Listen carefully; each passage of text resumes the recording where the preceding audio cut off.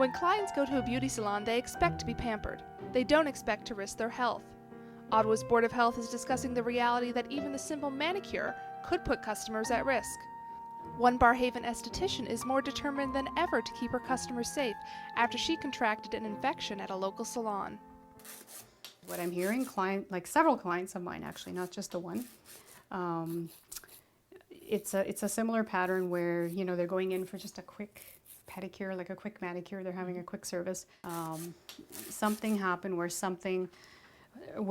an instrument was contaminated or not sterilized properly. And that actually happened to me. And I had the experience here in Barrhaven, actually. I was on my way to a trip to Dubai, and I never have my feet done anywhere because I usually do my own. It's just common practice. But I wanted to pamper myself, and the lady was working on one of my feet, and she cut me. She was using a foot file, like just a sander of like this nature. And I didn't think much more of it except that I was in a lot of pain and discomfort, you know, because it was all red, it was starting to get swollen. Within the week, I lost half of the toenail. Like part of my toenail it came off. And it's classic, same story that I've heard from clients. This is how it ends up. It took a good 6 months or more, yeah, I was like crying. I was just so upset, you know. I'm like, here I am, a professional, thinking I could trust and go into a salon, although I knew. They were still coming in saying, you wouldn't believe what I'm hearing. Like, you wouldn't believe the horror stories that what they're doing and they're still doing, and the places are dirty and they're not cleaning their establishments, and because you can see them. Like, visually look around. If they don't look clean, don't enter them. Regulations governing the personal service industry extend far beyond the walls of Silvana's quiet Barrhaven salon. Welcome to the downtown bustle of Rideau Street. From the low-risk setting of your local tanning and beauty salons to the high-risk industry of tattoo parlors like Silverline Tattoo.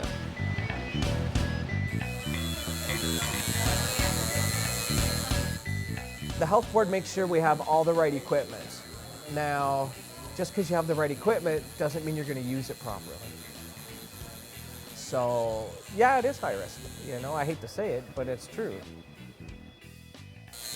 I can tattoo with my eyes closed. Not on this one. Not on this one. I didn't say I could tattoo good with my eyes closed. Just said I could do it. What the hell is that? There's a lot of untrained people getting their hands on the equipment, and that puts a lot of people in danger, for sure. When somebody wants to make tattooing look bad, they'll take regulated tattooing and like jailhouse tattooing, and then mix the numbers together. So now they can say 20% of people with a tattoo have hepatitis. There are 0 recorded cases of a regulated tattoo shop, at least in Ontario, giving somebody hepatitis or HIV.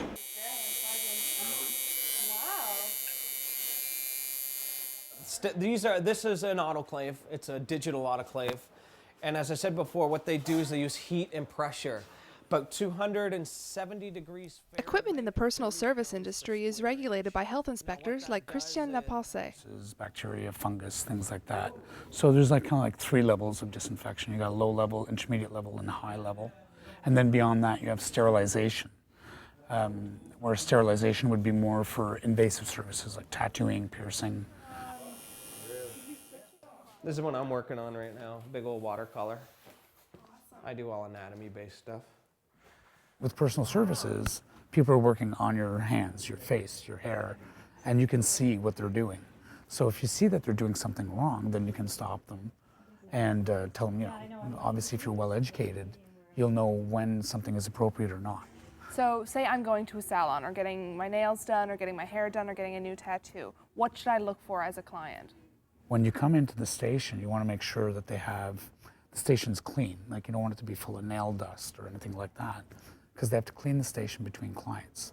So you're probably going to look for surface disinfectant. You're going to be looking for some method of hand hygiene. Usually alcohol-based hand sanitizers would be at the workstation as well. And the items that they may use that could be disposable, emery boards, muffing box, wooden cuticle pushers, as I mentioned. If those items are used, then obviously they're no good. Clients and workers of unclean personal surface settings risk contracting fungal, bacterial, and viral infections. This can include herpes, hepatitis B and C, streptococcus, HPV, and HIV. So kill whatever ails you, let alone kill the bacteria. I believe this is the current one because they were changing the fluids over the years. They were changing it to the glutaraldehyde. It was a hydrogen peroxide base, but now this is the one because it kills all staph, all tuberculosis, HIV, every known bacteria, fungicidal. I can't even say all the names, but it just kills everything. So you're protected. The client's protected. Since 2007, I've been coming to see Sylvana. It's the cleanliness. Yeah, it's very important. I keep this clean. I expect you to keep all this clean. The expert advice? Clients be aware.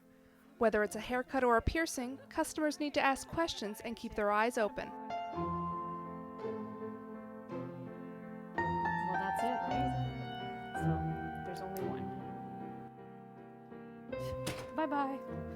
Till the next one.